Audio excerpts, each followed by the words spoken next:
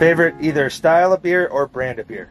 Man, IPA, double IPA, and then Vermont style, New England style hazy IPAs. Can't go wrong. Fiddlehead is probably on top of my list.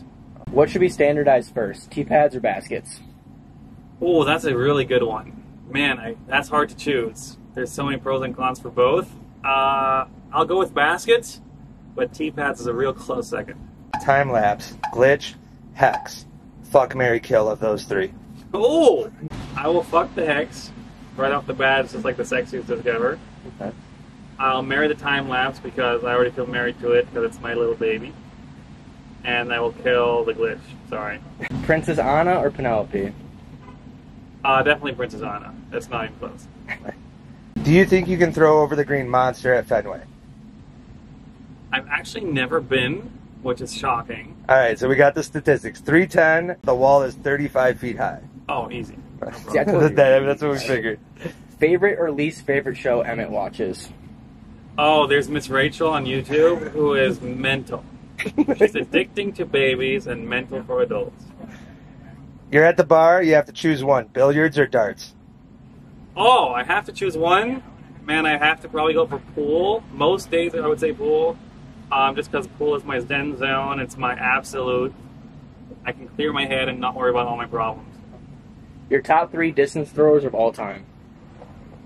David Wiggins, myself, and Kristen Sandstrom. Favorite ice cream flavor? Hazelnut. What's remaining on your disc golf bucket list?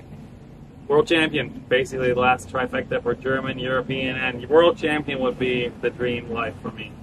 How many times have you been asked to give someone a time lapse? Not that many because I don't read messages anymore that much or comments because people online scare me. So I've read maybe 25. Can I have one? Yeah, please. Yeah. I have one in my phone. What's your mindset going into the MVP Open as defending champion? Pretty much same mindset as always. You know, low expectations is kind of my style. I don't like to work with pressure on myself because then things just go downhill and I get frustrated. And you know, everyone knows it's not fun when you start getting frustrated and you feel the pressure setting in. So, you know, I feel the hometown vibes. I feel all the advantages I could possibly feel with my bed. I have my kitchen at home, like all the good things. Wife and baby, of course. So, going into it with low worries and low expectations. Biggest struggle, if any, transitioning to MVP? Probably finding the distance driver slots at first was a bit of a struggle because I literally had no clue about the molds or the plastics or what anything meant in the whole MVP lineup. I've never in my life thought I would leave Discmania. I never thought I would join MVP before it all happened. So I just knew nothing about those discs at all. And the putters are great, mid-ranges are phenomenal, fairway drivers are great, and the distance drivers is something, it's a work in progress, but the time lapse is a great step in our direction. I think everyone assumes that just since you're a professional disc golfer, no matter what disc you use, you're going to be great. Is that the case? I think yes. If you have the abilities to throw a disc, I don't really think the disc matters that much. You know, there's the famous saying, it's the archer, not the arrow, and I think that's 99% true. Of course, for some player styles or throwing styles, some disc lines might be a bit better than others, but we're pros, we can adapt, and for me it was actually surprisingly easy, and I honestly feel like better with my discs in the bag right now than ever. On that note, convince me why I should bag a time lapse. Well, it's the start of an era. It's I want the Simon line to be the coolest line you can buy. I want the disc to be the name Simon line just wants to be, I just want it to be something cool and fun and something that everyone enjoys. That's, I think, the best reason. And obviously discs are great. MVP does an amazing job. And, you know, it's the first ever MVP gyro overmole technology 12 speed. So there's like, how do you not try it? It's like not possible not to try. Max distances with it? I don't know. 10 feet further than a destroyer. Nice. Well played. What is the definition of a Simon Lizotte ace? Ooh, first take. Always. No, it's hard work and it's never giving up. That's the definition of my aces because, you know, YouTube is YouTube, and I try to make it look fun. And it's probably nowadays a hex or a proxy. If you could change one thing about disc golf, what would it be? I would like to change the way we film disc golf. I think that's the main issue we have, that we don't have really presentable courses, and we haven't found the perfect way to broadcast. I don't know the answer, but there's someone out there that'll figure it out and make disc golf the cool, because disc golf is so cool. Like, the way we can throw these discs is so cool. Way cooler than any other sport people watch all the time. Yeah. So if we find the right way to film this freaking game, I think it'll blow up. I am probably the pro that watches the most of anything. Like, I watch everything. Because I can't sleep. At night, I'm just freaking consuming all the podcasts, all the news shows, all the vlogs, all the tournament. The tournament coverage probably less than other things, but I like the bonus content a lot. I've watched every Disc Golf World video in the recent 12 months, at least. Favorite memory from tour you're willing to tell? Ooh. Wow, that's a thinker. Favorite memory from tour I'm willing to... I met my wife on tour. Tinder date. We didn't know. So I was actually here because she was doing a master's degree like 30 minutes down the road at Tufts University.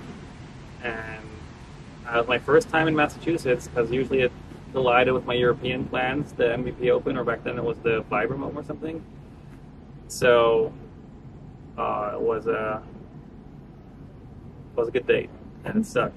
What's popular in disc golf you don't understand the hype for? That's a thinker again. What's hype that I don't understand? Oh, maybe a bit these crazy flower shirts or crazy design shirts that are all freaking different colors, or mismatching outfits. I feel like that's a trend in disc golf a bit, and I don't really get it. Who's got the best disc golf drip? Definitely not me. I'm super low-key.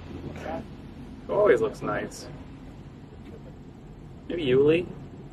Good dressed guy. Besides you, who throws the most creative lines on tour right now? Ooh. Damn, everyone's just so freaking robotic and good nowadays. Like, you can't even try to be creative sometimes, because you gotta play perfect to even have a chance to even crack the top 20 nowadays on tour. Like, man, I feel like I often play with freaking robots. I don't know, I'm gonna give Matty O a shout out, just because his game is a bit different. I love his style. He like hypes up the crowd. He does a show for everyone. He plays pretty straightforward disc golf, but he's definitely a bit different to watch. What's missing on pro level course design? Man, you know, if we had the answers to all these questions, I think disc golf would already be in a better spot. I think money. It's kind of the boring answer. But there is a golf course for sale in Mass right now that I'm interested in, that I'm looking at. So I think the potential future for better courses may be the pros that are making more money now, and the more money is coming into the game, will buy properties and will professionally design that course like pros know how to play it. And that might be actually a direction we see Paul and Dylan buy a course, and I'm really much thinking about it. I've talked to other pros who are looking at properties and stuff, so we might be playing in Disc Golf Pros' backyards pretty soon. That's awesome. And that might actually be better. Could happen literally this month, because I'm really looking at a place right now. It could happen 5 or 10 years from now. Depends on a couple of things, but I think building a disc golf course is definitely in the future. I want to put a brewery on my course. Little microbrew, homebrew style almost, and I actually have some friends right here in Worcester who said they'll quit their job the day I give them a brewery to brew in. They already have all their degrees and they do home brewing, so that would be a really exciting product for my course. Little Simon's Law Brewery.